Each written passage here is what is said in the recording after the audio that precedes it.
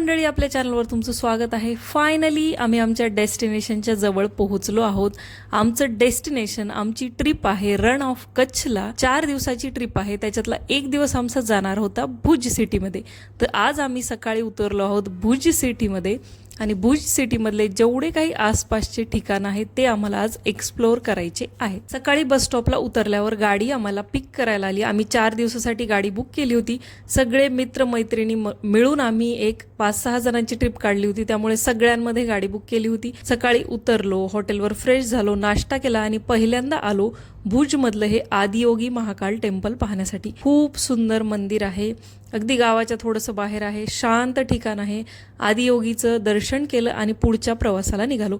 तिथून पुढे जाणार होतो आम्ही मांडवी बीचला. भुज ते मांडवी बीचचं अंतर 2 ते 2.5 तासाचं आहे आणि खूप डोंगराळ भाग आहे. मध्ये गाव लागतं. तिथं अतिशय प्रसिद्ध अशी दाबेली मिळते. दाबेली खायची असेल तर ती कच्छचीच आहे. जी आपल्याकडे मिळते त्यापेक्षा तिची चव खूप वेगळी होती.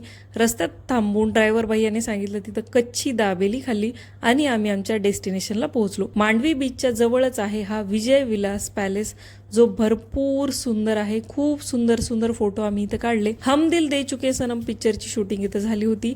खूप सुंदर ठिकाण आहे आणि या पॅलेसच्या वर गेल्यानंतर पायऱ्याने आपल्याला बाजूने, एक बाजूने आपल्याला बीच दिसतो तर एक बाजूने पूर्ण डोंगराळ बाजू दिसते. पॅलेसला मध्ये जाण्यासाठी तिकीट सुद्धा आहे. इथं म्युझियम सुद्धा आहे. बऱ्याच जुन्या गोष्टी स्टोअर करून ठेवलेल्या आहेत. पूर्ण पॅलेस एक्सप्लोअर केला आणि तिथूनच 15 मिनिटाच्या अंतरावर असलेल्या मांडवी बीचला आम्ही गेलो. खरोखरच खूप सुंदर हा बीच आहे. स्वच्छ ठेवलेला आहे. भरपूर वेगवेगळ्या प्रकारच्या राईड्स इथं अवेलेबल आहेत. बीचच्या बाजूला हे सुंदर सजवलेले उंट आहेत. मॅगी, कॉर्न, चहा, पॉपकॉर्न अशा भरपूर गोष्टी इथं मिळतात.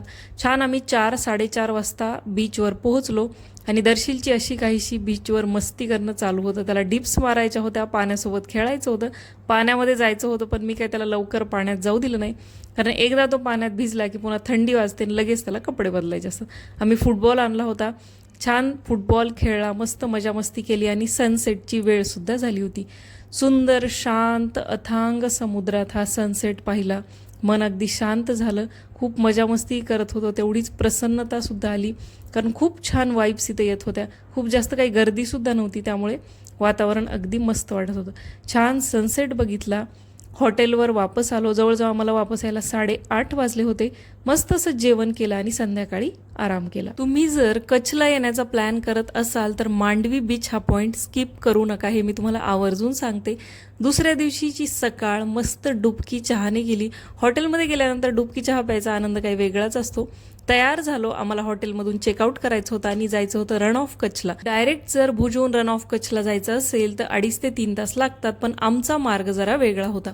आम्ही रस्त्यात जाताना मातानो मड आणि कोटेश्वर महादेव करून जाणार होतो. मस्त गाडीमध्ये बसलो, मजा मस्ती करत आमचा प्रवास चालू होता.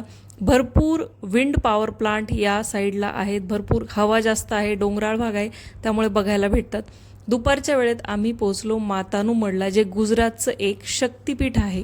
जसं आपल्याकडे अंबाबाई किंवा तुळजाभवानीचे मंदिर आहेत त्या प्रकारे खूप मोठं मंदिर आहे. 14व्या शतकापासून हे मंदिर आहे असं सांगितलं जातं. आशापुरा देवीचं हे मंदिर आहे आणि कुठलीही इच्छा जर आपण इथं बोललो तर ती पूर्ण होते असं इथं सांगितलं जातं. समोर स्क्रीनवर तुम्ही बघू शकता आशापुरा देवी इथं दिसत आहे.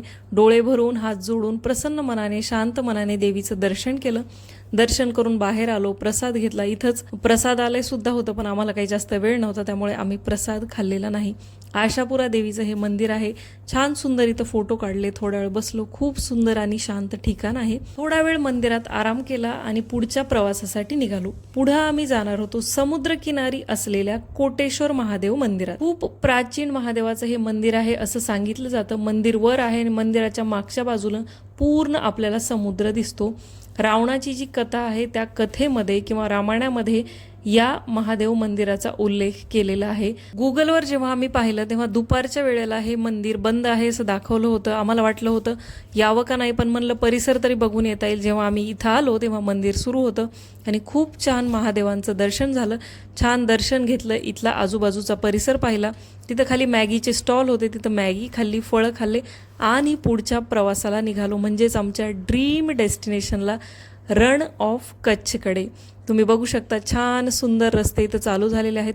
या कच्छ डिस्ट्रिक्टमध्येच ना खूप वेगळा भौगोलिक परिसर आपल्याला पाहायला मिळतो. इथं कंटिन्यू किंवा सगळ्यात जास्त भूकंपाचे धक्के बसत असतात.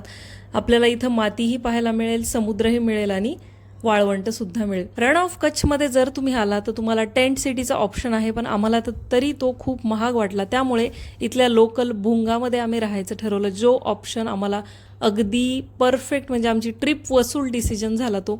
या भुंग्यामधलं जेवण इतकं जबरदस्त होतं ना. 3-4 प्रकारच्या चटण्या, तूप, गूळ, बाजरीची भाकरी, साधी चपाती, भाजी, वरण भात आणि अगदी गरम गरम आणून ते वाढत होते. असं अप्रतिम जेवण होतं ना की कधीही त्या जेवणाची आठवण आम्ही विसरणार नाही.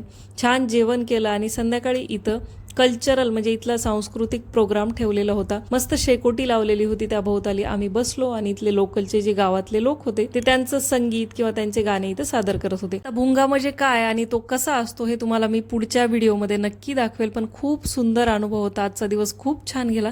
चला भेटते अशाच एका मस्त अनुभवासोबत पुढच्या व्हिडिओमध्ये उर्वरित ट्रिपला घेऊन. तोपर्यंत बाय.